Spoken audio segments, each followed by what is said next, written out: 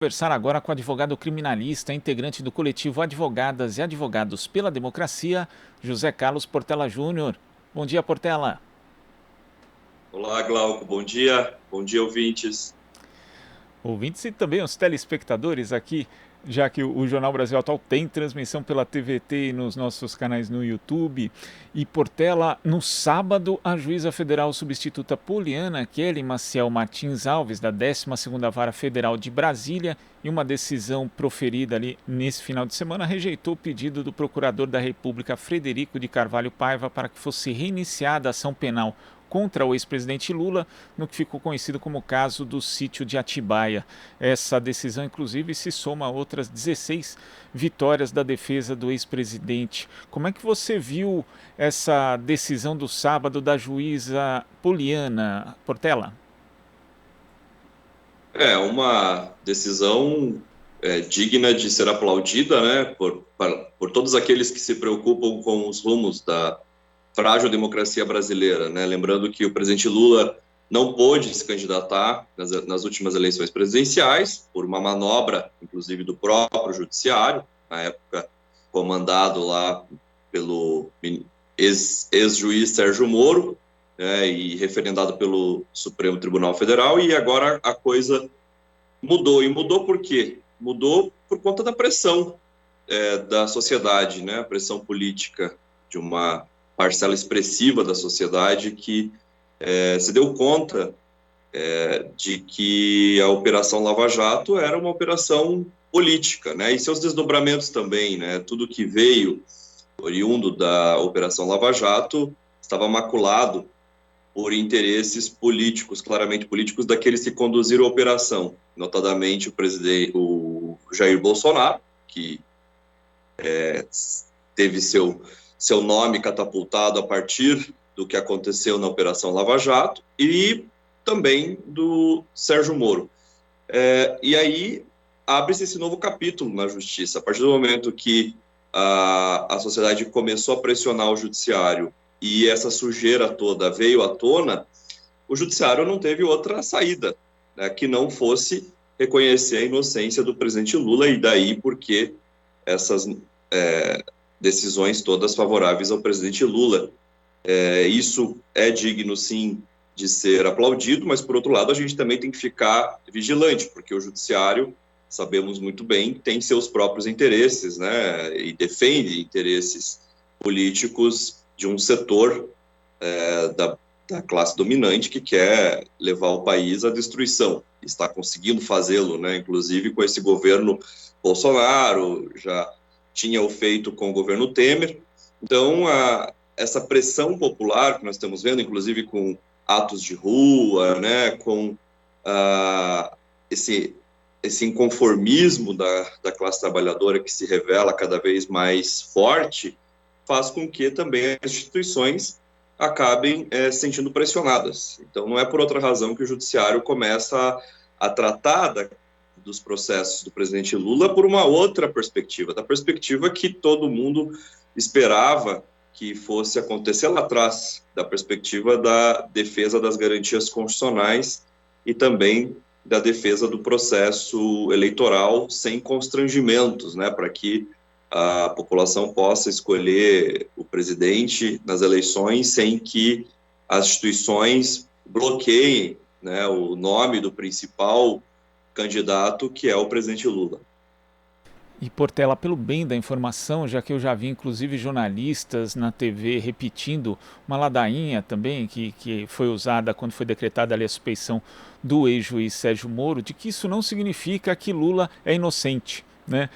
E nesse caso, não só significa que o ex-presidente Lula é inocente, como ele nem deveria ter sido processado, porque a denúncia sequer foi aceita pela juíza federal. Então, pelo bem da informação correta, Portela, é importante colocar as coisas nesses termos, porque senão vai se disseminar uma coisa dizendo, olha, o ex-presidente Lula foi absolvido, na verdade, por erros processuais, e não é, são coisas muito sérias, desde a suspeição e, nesse caso, da rejeição da denúncia, em relação a um processo que nem deveria ter existido, ou seja, o ex-presidente Lula nem deveria ter sido réu, Portela.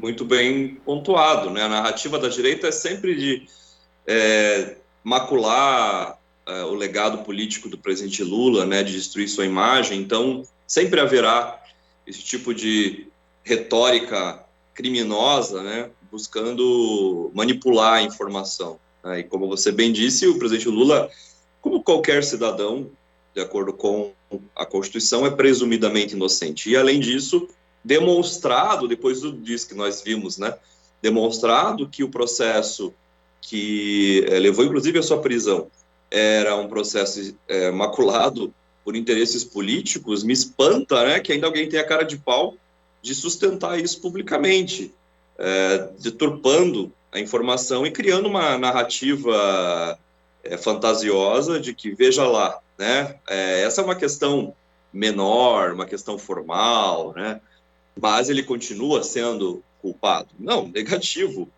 Como você bem disse, o fato é que ele nem deveria ter sido processado, porque o processo em si, instaurado, já foi instaurado com uma finalidade política, e isso ficou provado, inclusive, pelas conversas que nós tivemos acesso através da Vaza Jato, e também, que é prova maior do que o fato de que ele foi tirado, né, foi tirado o direito do presidente Lula de se candidatar e tirado o direito da população de votar nele, nas eleições que levaram ao poder o genocida, com o apoio do judiciário.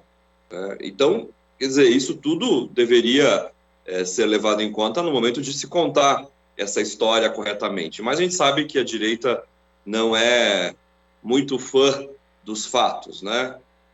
Mesmo aquela direita que se diz democrata, que critica as fake news, ela mesma deturpa a informação e leva uma parte da população a acreditar nesta informação manipulada que leva à destruição da democracia brasileira, que ainda está em construção, né? Porque não se assenta uma democracia com base na mentira, com base nesses expedientes criminosos. Então, a gente tem que reafirmar essa vitória, assim, dizer que é uma vitória, não é só do presidente Lula, é uma vitória de todos aqueles e todas que lutaram e vêm lutando pela consolidação da democracia no Brasil, e a gente sabe que é só um capítulo.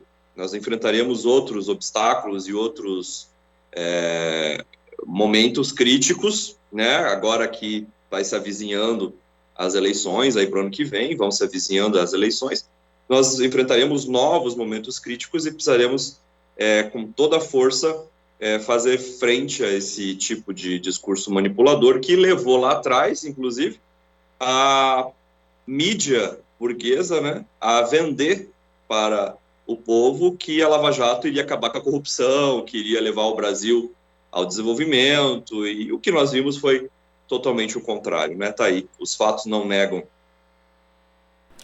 Inclusive, na decisão da juíza Poliana, ela reconhece a prescrição, mas não só. Fala, inclusive, de que cabe a prerrogativa, é prerrogativa do órgão de acusação justamente provar o ônus da culpa, ou de especificar os elementos de provas consubstanciadoras de indícios de autoria e materialidade delitivas. E tem ali um trecho interessante também, Portela, que ela diz o seguinte: não cabe ao Poder Judiciário atuar como investigador nem como acusador. O magistrado é o fiador do devido processo legal e o garantidor da ampla defesa e do contraditório. Ampla defesa e a garantia do contraditório também que não foram respeitadas nos processos da Lava Jato em Curitiba, Portela.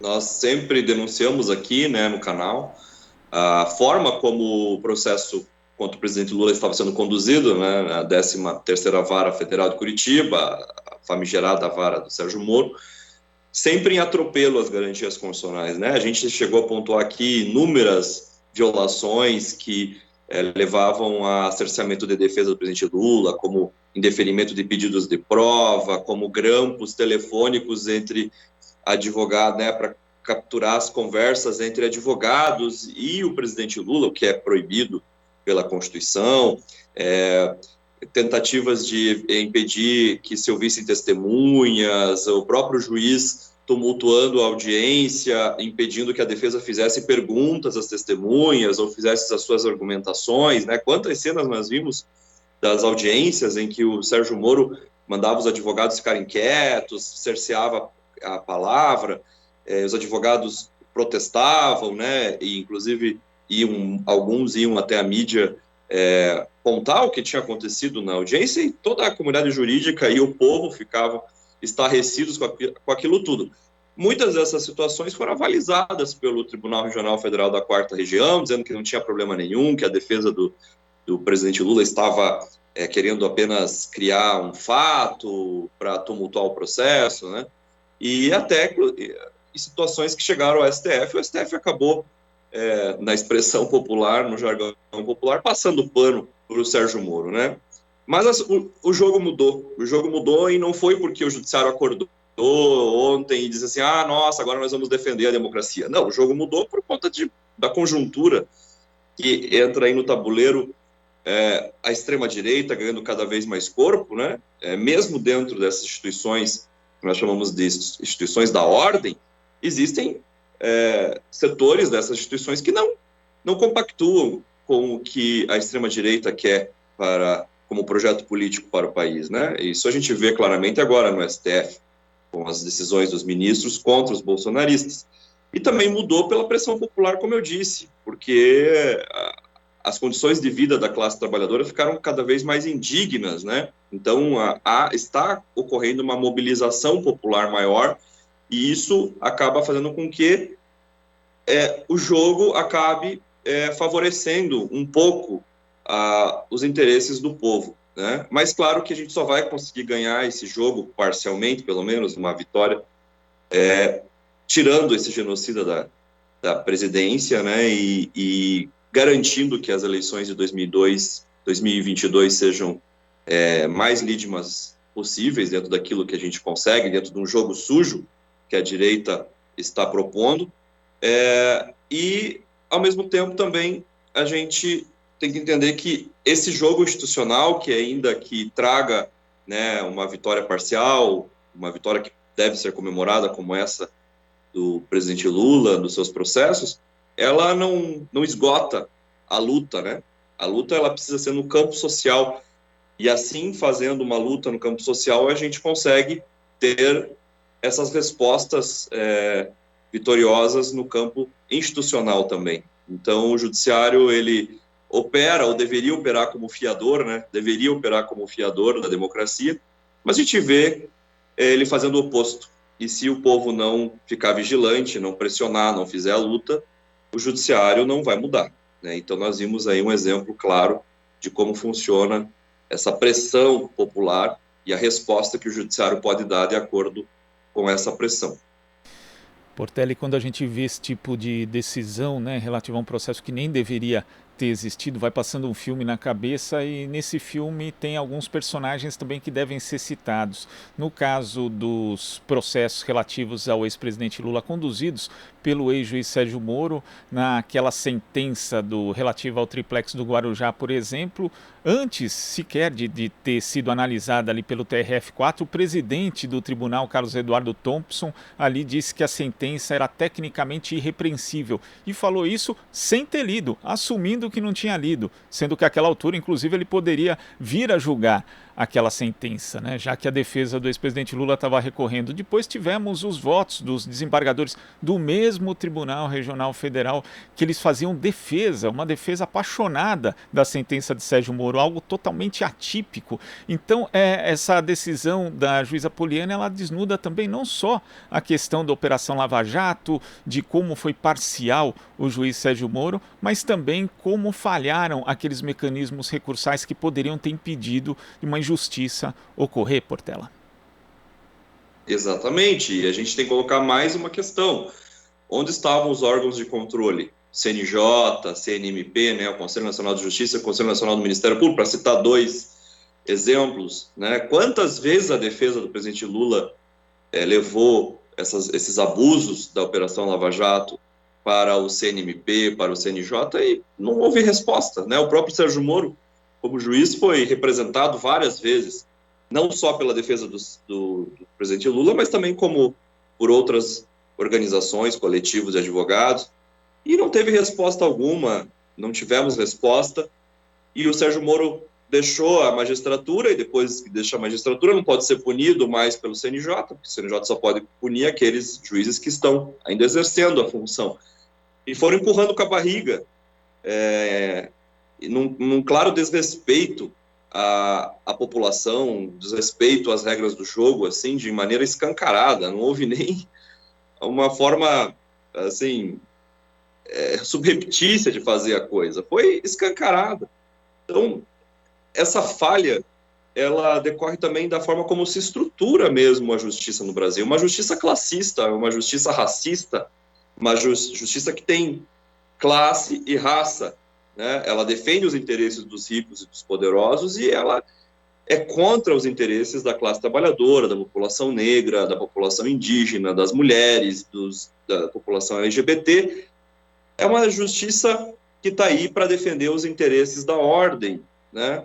E em alguns momentos a classe trabalhadora consegue vitórias nessa justiça, mas a partir dessa pressão popular, da denúncia, né, da pressão que se faz através do bloco da esquerda, né, dos movimentos sociais, dos partidos, dos sindicatos. Tem que fazer pressão para que tenha uma pequena vitória dentro desta justiça que, infelizmente, não cumpre com o seu papel constitucional. E aí tá o exemplo do presidente Lula, vai entrar para a história do processo do presidente Lula, como aquele caso emblemático, né, de como todos os mecanismos de controle que a lei prevê, os organismos de controle, como o CNJ, CNMP, de nada valem se a gente não mudar a estrutura dessa justiça, né, que é a mesma estrutura desde que o Brasil foi colonizado, basicamente, né, uma estrutura que está baseada numa ideia de manutenção do poder